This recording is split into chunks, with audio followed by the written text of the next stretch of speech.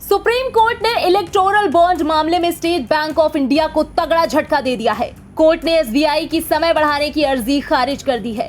सर्वोच्च अदालत ने आदेश दिया कि एसबीआई 12 मार्च यानी कल शाम तक इलेक्टोरल बॉन्ड से जुड़ा सारा डेटा चुनाव आयोग को मुहैया कराए। साथ ही चुनाव आयोग 15 मार्च तक उसे अपनी वेबसाइट पर पब्लिश करे।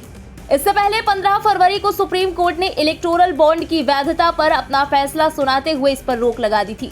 सर्वोच्च अदालत ने इसे असंवैधानिक बताते हुए रद्द कर दिया था। इस दौरान सुप्रीम कोर्ट ने कहा कि इलेक्टोरल बॉन्ड को अज्ञात रखना सूचना के अधिकार और अनुच्छेद 19(1)(a) का उल्लंघन है। सुप्रीम कोर्ट के मुख्य न्यायाधीश DY चंद्रचूड़ ने कहा था कि राजनीतिक पार्टियों को आर्थिक मदद से उसके बदले में कुछ और प्रबंध करने की व्यवस्था को बढ़ावा मिल सकता है। जस्टिस चंद्रचूड़ ने कहा था कि काले धन पर काबू पाने का एकमात्र तरीका इलेक्टोरल बॉन्ड नहीं हो सकता, इसके और भी कई विकल्प हैं। साथ ही सुप्रीम कोर्ट ने एसबीआई को आदेश दिया था कि वो 6 मार्च तक इलेक्टोरल बॉन्ड से जुड़ी सारी जानकारी चुनाव आयोग को मुहैया कराए और चुनाव आयोग उसे 13 मार्च तक अपनी वेबसाइट पर पब्लिश करे।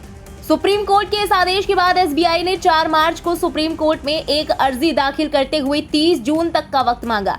ये अर्जी एसबीआई के असिस्टेंट जनरल मैनेजर की तरफ से दाखिल की गई थी, जिस पर सुनवाई करते हुए आज यानी 11 मार्च को सुप्रीम कोर्ट ने एसबीआई के वकील हरीश साल्वे को फटकार लगाते हुए कहा कि एसबीआई की गंभीरता इस बात से जाहिर हो रही है कि एक assistant general manager supreme court के आदेश में बदलाव की मांग कर रहा है। साथ ही कोर्ट ने यह भी पूछा कि पिछले 26 दिन में एसबीआई ने क्या किया। ये बात आपकी अर्जी में नहीं बताई गई है।